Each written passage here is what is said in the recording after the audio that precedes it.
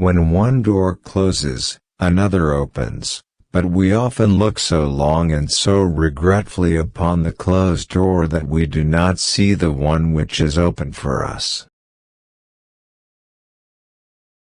The day will come when the man on the telephone will be able to see the distant person to whom he is speaking. Before anything else, preparation is the key to success. The only difference between success and failure is the ability to take action. The achievement of one goal should be the starting point of another. Don't keep forever on the public road, going only where others have gone and following one after the other like a flock of sheep. Leave the beaten track occasionally and dive into the woods.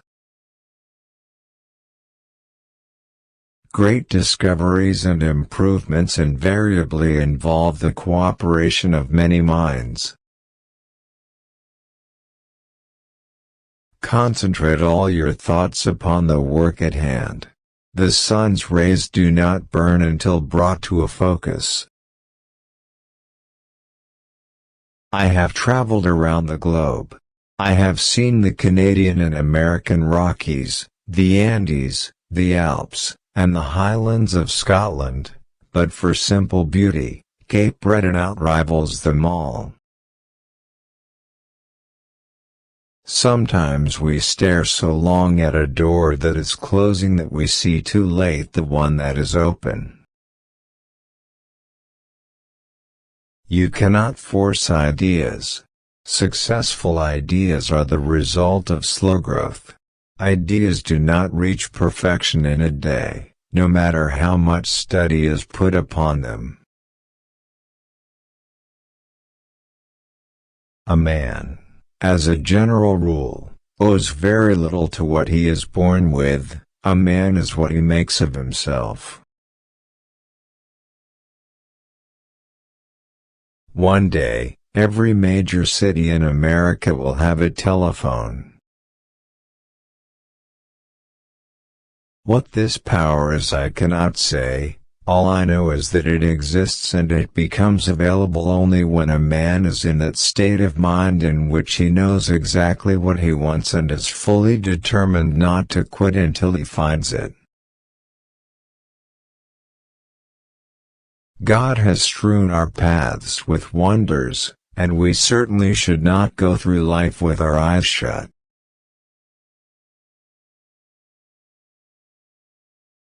It is the man who carefully advances step by step, who is bound to succeed in the greatest degree.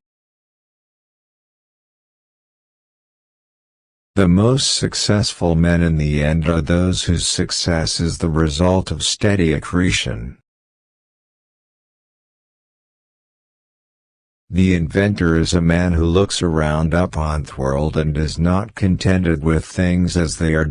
He wants to improve whatever he sees. He wants to benefit the world. He is haunted by an idea. The spirit of invention possesses him, seeking materialization. We are all too inclined, I think, to walk through life with our eyes shut. There are things all around us and right at our very feet that we have never seen, because we have never really looked. When one door closes, another one opens. What this power is, I cannot say. All I know is that it exists. Neither the Army nor the Navy is of any protection, or very little protection, against aerial raids. I have had the feeling that a properly constructed flying machine should be capable of being flown as a kite, and conversely, that a properly constructed kite should be capable of use as a flying machine when driven by its own propellers. Man is the result of slow growth, that is why he occupies the position he does in animal life. What does a pup amount to that has gained its growth in a few days or weeks, beside a man who only attains it in as many years? The final result of our research has widened the class of substances sensitive to light vibrations, until we can propound the fact of such sensitiveness being a general property of all matter. Grant telegraphic discovery today transmitted vocal sounds for the first time. With some further modification, I hope we may be enabled to distinguish the timbre of the sound. Should this be so, conversation viva voce by telegraph will be a fait accompli. Watson, if I can get a mechanism which will make a current of electricity vary in its intensity, as the air varies in density when a sound is passing through it, I can telegraph any sound, even the sound of speech. I have heard articulate speech produced by sunlight. I have heard a ray of the sun laugh and cough and sing. I have been able to hear a shadow, and I have even perceived by ear the passage of a cloud across the sun's disk. Ordinary people who know nothing of phonetics or elocution have difficulties in understanding slow speech composed of perfect sounds, while they have no difficulty in comprehending an imperfect gabble if only the accent and rhythm are natural.